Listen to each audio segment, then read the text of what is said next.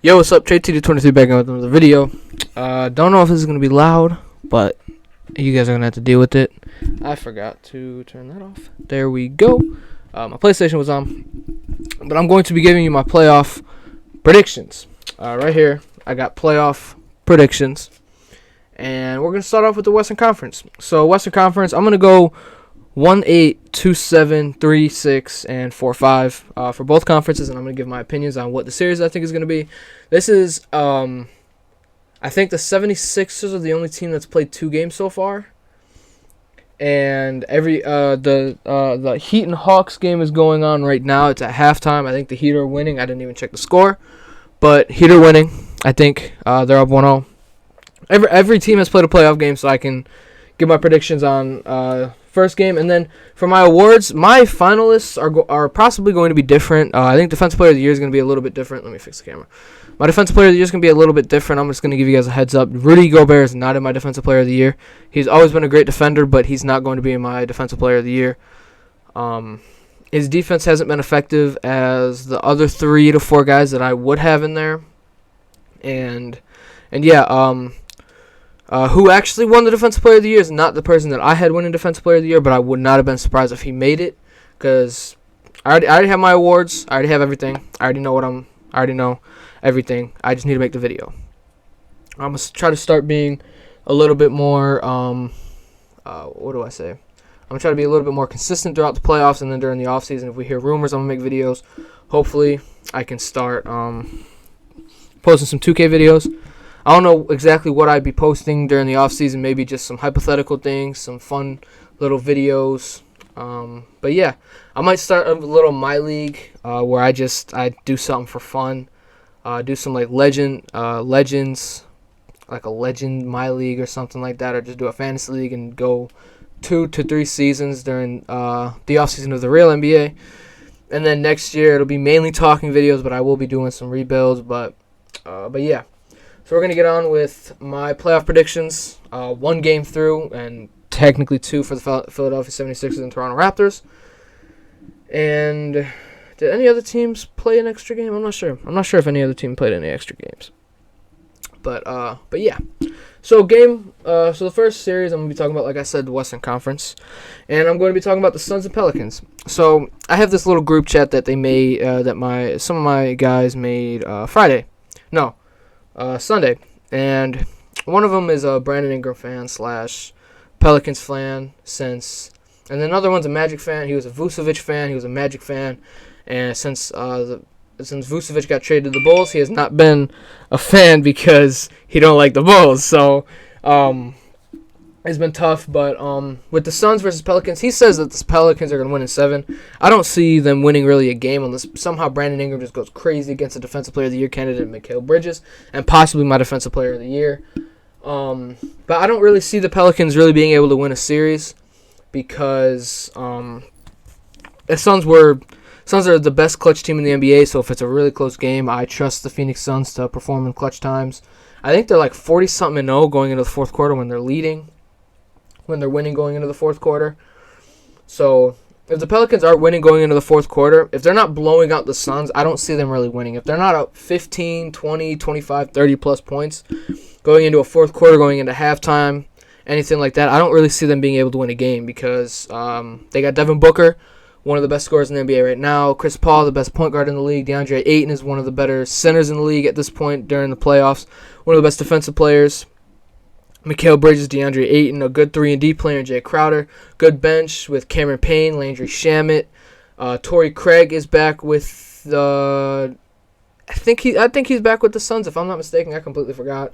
They got a couple of the best backup centers in Bismack Biyombo and JaVale McGee. They've both been playing really good this year. Yeah, they have...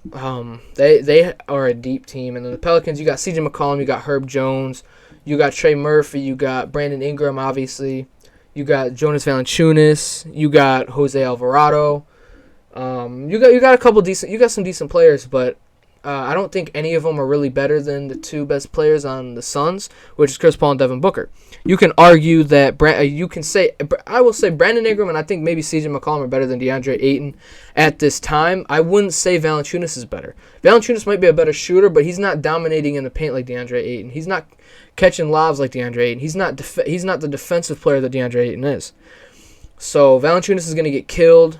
I think Valanciunas I will say he's a better shooter. He's had a better career than DeAndre Ayton so far, except Valanciunas is not the better player. I wouldn't say that he's the better player because DeAndre Ayton's obviously he's not the dominant center. He's not the Joel Embiid, the Jokic, the Towns, the Bam Adebayo, defensively or offensively.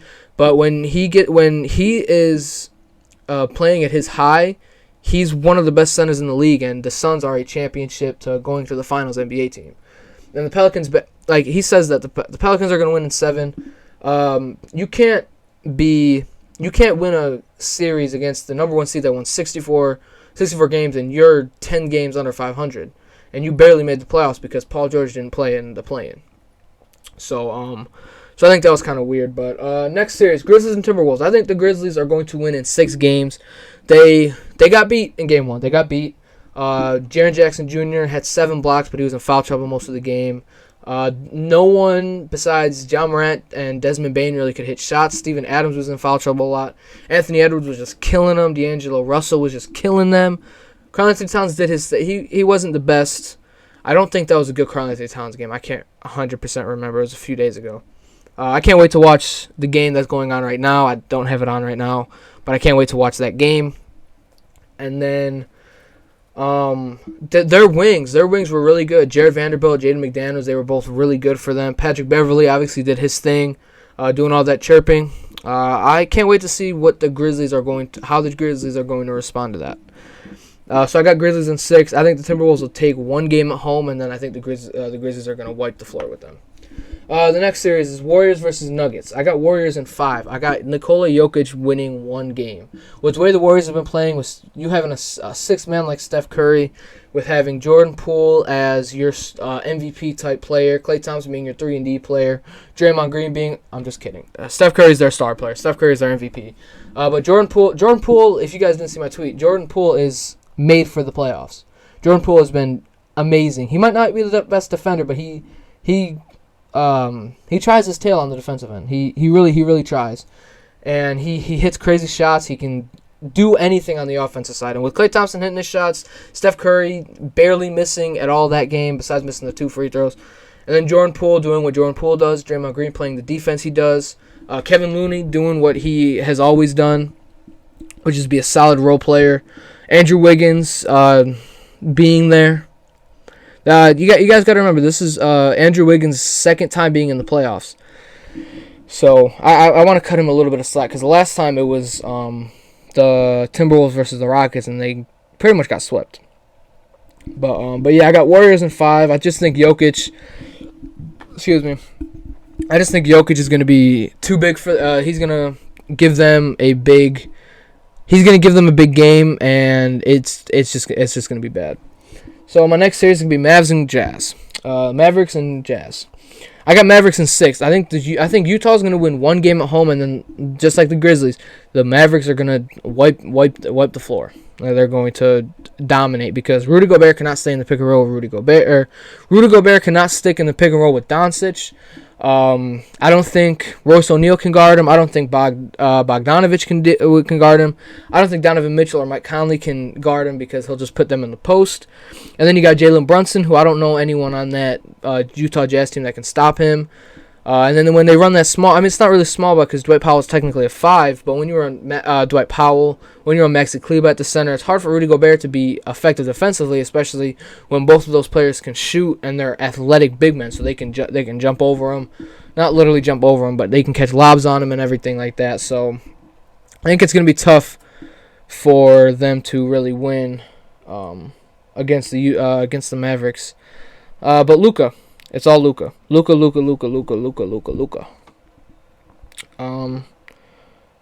Let me see. I don't know if it's going to be too loud. Let's see how that works.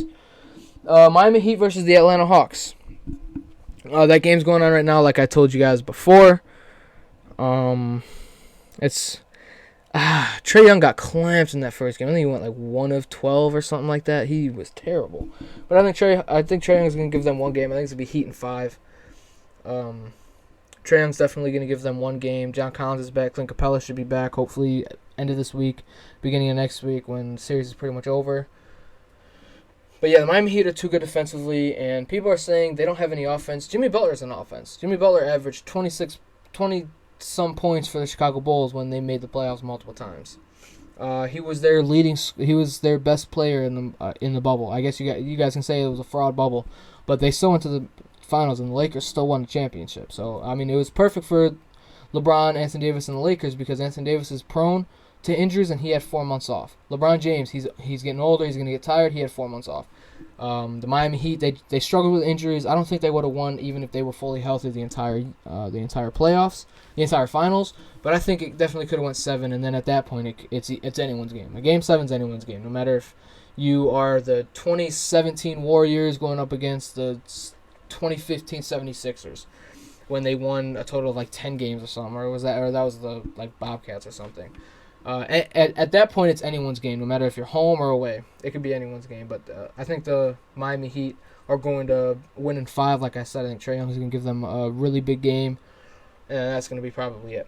I'm going to wait to go to the Celtics, Nets, and Bucks, Bulls. I'm going to go right to the 76ers and Raptors. 76ers are up 2-0 going into Toronto. As you guys can know, Matisse Thybulle can't play in Toronto because he's not vaccinated. I give the Raptors one game. I got 76ers winning in 5. Because Joel Embiid's just been too good for them. James Harden struggled. James Harden has been terrible. Joel Embiid has been dominant. People are like, oh, he draws fouls. It's the only reason he averaged 30. Did Michael Jordan not average almost 10 free throws a game? Did he not almost average 10 free throws a game? Did he average like 8 or 9? 7, 8, 9? Maybe 6? NBA players, they're going to find a way to score. And if you're struggling, you're going to drive to the paint and you're going to get fouled because they don't want you to score.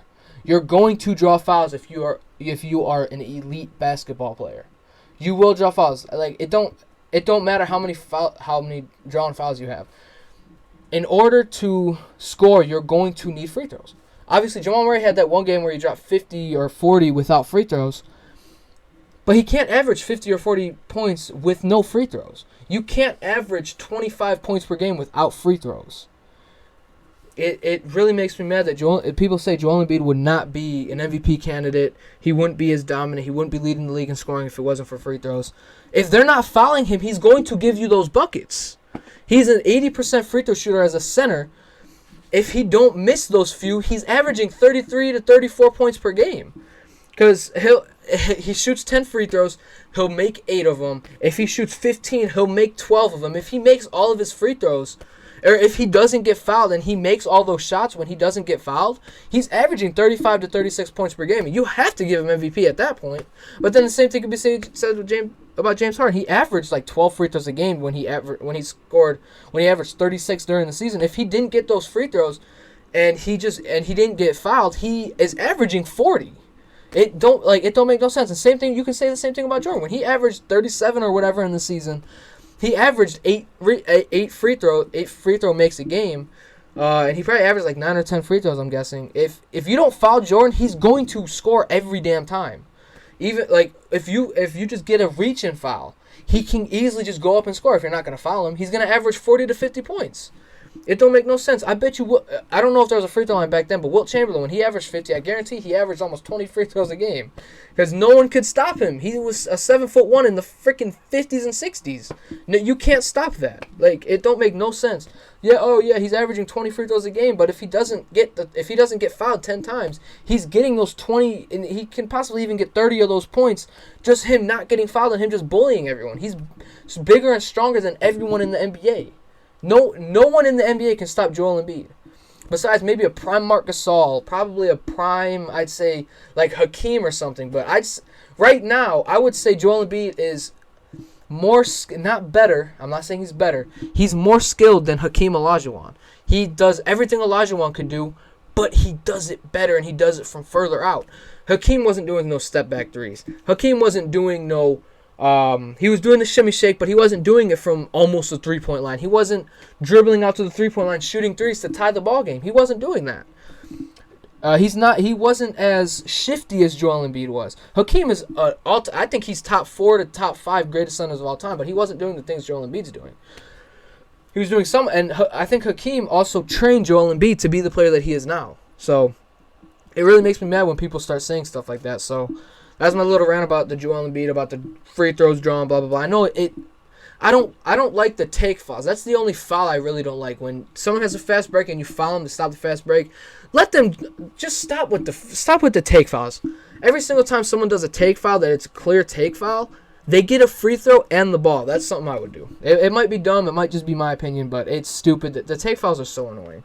But I'm going to go to the Celtics and Nets series. I got the Nets winning in 7 because their 2 best players are better than the Celtics' their best player. And then with if Ben Simmons comes back and he's the almost the all defensive player that he was, and then him just driving to the hole, kicking it out, him drawing in because he's going to dunk on people. They don't have Robert Williams. They have Al Horford, who's 30,000 years old. He's almost 40 years old.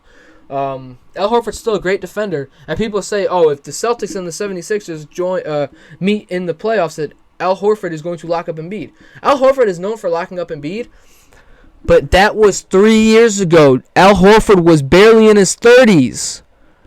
Al Horford's 36, and Embiid's better than he was back then. Embiid has more skill now. Embiid he's not a Karl Anthony Towns, or he's not a Jonas Valanciunas from 3, but if you leave him open, he's going to make it. If you give him a mid-range shot, he's going to make it. He's not the player where he's going to just straight get into the paint and he's going to dominate. That's not who Joel Embiid will do that. Now, I've been talking for a while now, and I'm not even on the one that I'm probably going to be talking about the most, which is the Celtics and Bulls, or Bucks and Bulls. But it makes me mad when I'm back on the 76ers. But Embiid can dominate in the paint. Embiid is bigger and stronger than Al Horford. Al Horford was just a smarter and very good, very, very, very good defender. Al Horford's not the same defender. If they had Robert Williams, you can live with Al Horford guarding Embiid and then Robert Williams coming over to help and you relying on a catch-and-shoot shot from Tobias Harris or whoever Robert Williams is guarding. Ben Simmons, I'd say you can live with him driving in and trying to dunk on Al Horford and Robert Williams. I really think you can live with that. I would not want Al Horford playing one-on-one against Joel Embiid. Embiid's going to cook him. Al Horford might still be a good defender, but he's older, he's slower, he gets tired faster, and he's probably not as strong as he used to be. But yeah, I got Nets in 7 because Kevin Durant and Kyrie Irving are better than Jason Tatum and Jaylen Brown. And then the Nets, they need Dragic to score. They need Dragic to shoot. They need Drummond to do what he did in Philly the first half of the year. They need Patty Mills to hit his threes. They need Ben Simmons to play make and just give them 20 dimes a game.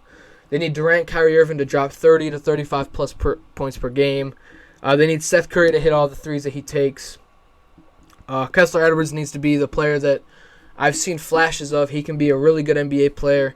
I would say even play Lamarcus Aldridge and Blake Griffin. I know they're older. They're not as good as they used to be. But Aldridge can still get... If you run like a Kyrie Irving, Seth Curry, Durant, Simmons, and Aldridge lineup, Aldridge at the 5, and you just have him guard like a Al Horford, because Al Horford is not going to do much on offense. He's going to spot up and shoot, and he'll go in and grab some offensive rebounds. Lamarcus Aldridge, I think Lamarcus Aldridge is good enough to be able to at least defend Al Horford a little bit. Al Horford's going to get by him a couple of times, but not every time. Played Blake Griffin. Blake Griffin played amazing on Giannis last year in the playoffs. I really think Blake Griffin can really help this team out during the playoffs. It would be something to see. I know that's running like a 10 or 11 man rotation in the playoffs, but you don't have to play them a lot. If Drummond gets tired, if Simmons gets tired, just throw them in for a few minutes to give them some rest or something. You don't have to. I would not run Kevin Durant at the 5, with how he has been the past 2 years with those little not even knick-knack injuries because they kept him out for 2 months, but with the injuries that Kevin Durant has had, I wouldn't really want to run him at the 5. I know normally they'd run like I don't even know who they run at center. They run Drummond, and then sometimes who runs the? I can't even think right now. I think sometimes Kevin Durant does run the 5. Who would there be their backup center? Anyways, let me go to the final series I'm going to talk about, which obviously you guys can tell Chicago Bulls versus the Milwaukee Bucks. Now, me going into this series, I was saying the Bucks are going to sweep us. They're going to blow us out by 30 every single game. I didn't think we had a chance. We had no one to guard Giannis. Game 1 gave me a little bit of confidence that we can win a game or two. With just the aggressive... No one had a good game in that game at all. That was the first game that felt like an actual playoff game this year, where DeMar DeRozan shoots 6 of 25, Zach LaVine shoots like 7 of 20-something, Vucevic shoots 7 of 20-something as well, Caruso is 1 of 5 from 3, Vucevic had like almost 20 rebounds. Vucevic was our best player against the Bucks in Game 1. Vucevic was our best player. He was getting in that post and he was just dogging. He missed that wide open layup, which was very, very tough for us, bro. I think that lost his confidence for the rest of the game. After he missed that layup, he lost all of his confidence. DeMar DeRozan, you got to show up. Zach LaVine, you can't take that terrible 3-point shot after that screen. You guys had plenty of time to go get you a bucket. You guys were down 5 with about 30 seconds left. Go down and get you an easy bucket and try to get a steal. And then after like you had a couple possessions where you could have easily just went and got some shots, but it was Zach LaVine's first playoff. It was Kobe White's first playoff. Patrick Williams' first playoffs. Kobe White hit some big shots in that third quarter. Vucevic and Kobe White were very big up for us in that third quarter. It gave me confidence that I think we can win a game or two in Chicago. I still got the Bucks winning in 5 or 6. I think if DeRozan, Zach LaVine, and Vucevic all come out and play like all-stars, I think we can take a game or two. But I don't see us beating the defending champs. But yeah, for the Milwaukee Bucks, Drew Holiday, Chris Middleton, Giannis. Giannis was the best player for the Milwaukee Bucks last night. Bobby Portis did some things. Chris Middleton was just playing defense. Drew Holiday hit some shots. Grayson Allen was I don't even remember Grayson Allen doing really anything. Pat Connaughton hit a couple shots. Brook Lopez was Brook Lopez, and yeah. I think that's going to be it for the video. Yeah, I'm gonna try to get to watch these games, and after the games, I'm gonna give you guys my awards. Peace.